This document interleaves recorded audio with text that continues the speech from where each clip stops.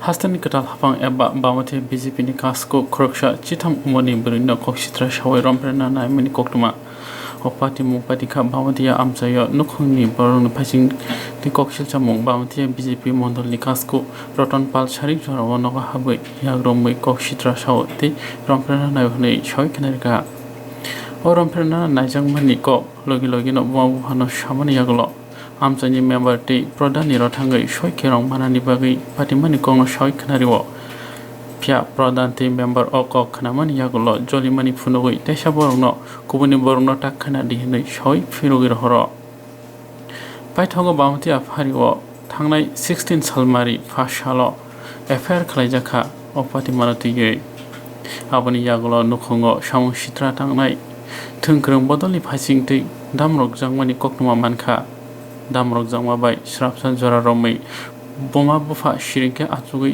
tongoi tongphano paithogo koktoma thunai rongno shoi khnarika গ্রামের বাসিন্দা রতন পাল আমাদের বাড়িতে সব সময় আসা যাওয়া করে না পার্টির কোনো কাজকর্ম নিয়ে আসে অনেক সময় আমাদের বাড়িতে আসে যেরকম সে রেশন সব যখন দিয়েছে তখন আমার বাড়িতে আয়া আমার সবার I card Aadhaar card ration কার্ডের নাম তোলার জন্য তার রেশনের করার জন্য আইছিল কিন্তু সব সময় সে আমার আসে না আয় না বাড়িতে মনে করেন অনেক সময় যদি পার্টির কোনো দরকার লাগে সে 10 নম্বর বুথের প্রেসিডেন্ট কোন পার্টি বিজেপি পার্টি।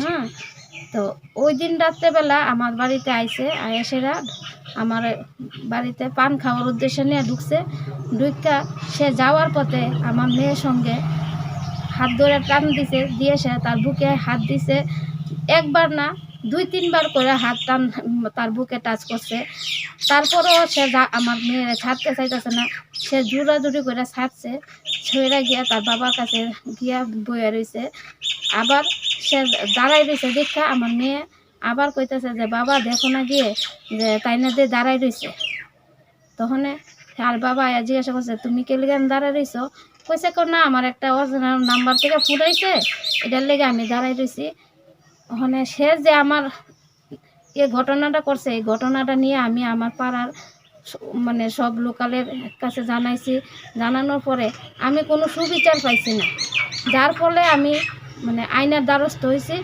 আমি আমার মেয়ের যে শ্লীলতাহানি হয়েছে এই শ্লীলতাহানির বিচার চাই স্যার আমি সবার কাছে এই প্রার্থনা করি আমার উপরে অনেকেই অনেক চাপ সৃষ্টি করতেছে যে আমি যেন এই জিনিসটা নিয়ে আর মানে সামনে না আগাই কিন্তু আমি সবার কাছে আমি একটা প্রার্থনা আমার মেয়ের যাতে যে শ্লীলতাহানি হয়েছে এরকম যাতে আর এরিয়ার মধ্যে কি কোনো জায়গাতে যাতে কোনো পুরুষ লোক কোনো মেয়ের দিকে বা কোনো বউর দিকে কোনো মার দিকে চোখ তুলে না চাইতে পারে সেই কারণে আমি আইনের দ্বারস্থ হয়েছি আমার সুবিচারের দিকে আমি আপনাদের সবার কাছে প্রার্থনা করতেছি যেন আমার সুবিচার। আপনি পুলিশের কাছে কি লিখিত অভিযোগ জানাইছেন? হ্যাঁ, আমি পুলিশের কাছে লিখিত অভিযোগ হেরে কি পুলিশ গ্রেফতার করছে বা জিজ্ঞাসাবাদের জন্য নিয়ে গেছে? না, হেরে এখনো কোনো কিছু করছে না। আপনি জানেন না এটা? হ্যাঁ, আমি এই বিষয়টা নিয়ে আমার পাড়ার সবার কাছে জানাইছি আমি কোনো সুবিচার পাইছি না যার কারণে আমি এই আইনের দ্বারস্থ হইতে বাধ্য হয়েছি আমি আমার মেয়ের এই শ্লীলতাহানির জন্য আমার মেয়ের শ্লীলতাহানির সুবিচার চাইতেছি সুবিচার চাই আমি সবার কাছে একটাই আমি এই জিনিসটা সুবিচার চাই।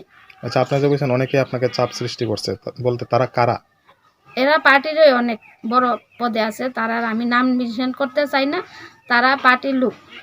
কোন পার্টি? তারা সবাই বিজেপি পার্টির লোক। আপনারা কি ফোনে চাপ হুমকি দিচ্ছেন না বাড়িতে আয়া? না ফোনে আমার অনেকেই কইতাছে যে এই জিনিসটা যে বাড়াইতেছো বাড়াইলে পরে এই জিনিসটা তোমার কই যাইব তোমার মায়ের যে এরকম আছে হয়েছে তুমি এই জিনিসটা নিয়ে বাড়াবাড়ি করো না করে এই জায়গাতে আমি কইছি না আমি যেহেতু নামছি আমি এটাতে শেষ দেখা ছাড়ুম আমি এর পিছন ফিরতাম না। আচ্ছা, পুলিশের কাছে লিখিত অভিযোগ দেওয়ার পর ওনারা কি মানে কোনো সঠিক পদক্ষেপ নিছে না কইতাছেন? না, এখনো কোনো কিছু সঠিক পদক্ষেপ না হয়নি। যে রতন পাল সে বাজারে বুক ফুলাইয়া ঘোরাঘুরি করতেছে কিন্তু তার বিরুদ্ধে পুলিশ কোনো অক্ষণ পর্যন্ত কোনো অভিযোগ মানে কোনো কিছু করছে না যে সে যেন সারাক্ষণ এদিকে ঘুরে বেড়াইতেছে তার কোনো মনের মধ্যে কোনো ভয় ভীতি কোনো কিছু নাই সে দিন না যায় ঘুরতেছে বেড়াইতেছে সব কিছু করতেছে তার এই সুবিচারের আমি সুবিচার চাই, তার জন্য আমি আরো বিশেষ করে সুবিচার চাই। মেয়েটার এরকম হওয়ার পর আমার মেয়েটা সবসময় বাড়িতে কান্নাকাটি করতেছে, কোনোখানে আসা যাওয়া করতে পারতেছে না। আমার মেয়েটার যদি কোনো কিছু হয়, এই জন্য এর দায়ী কে হইব? আমার মেয়ের এই সুবিচারের জন্য আমি সবার কাছে আবার বিনীতভাবে প্রার্থনা করতেছি যেন সবাই আমার সহযোগিতা করে, আমি তার সুবিচার প্রার্থনা করি। একজন স্থানীয় বাসিন্দা, ওনারে আমি আঙ্কেল বলেই চিনি। ওনার মেয়ের সাথে আমি ক্লাসমেট, মানে এখন পড়তাম। কয়েকদিন আগে উনি আমাদের বাড়িতে এসে তারপরে আমার সাথে একটা বাজে ব্যবহার করার চেষ্টা করে।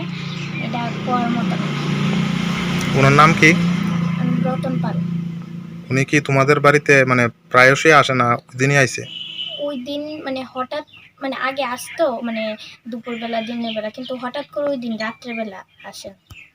আচ্ছা, ওনার বাড়ি এই জায়গাতেই?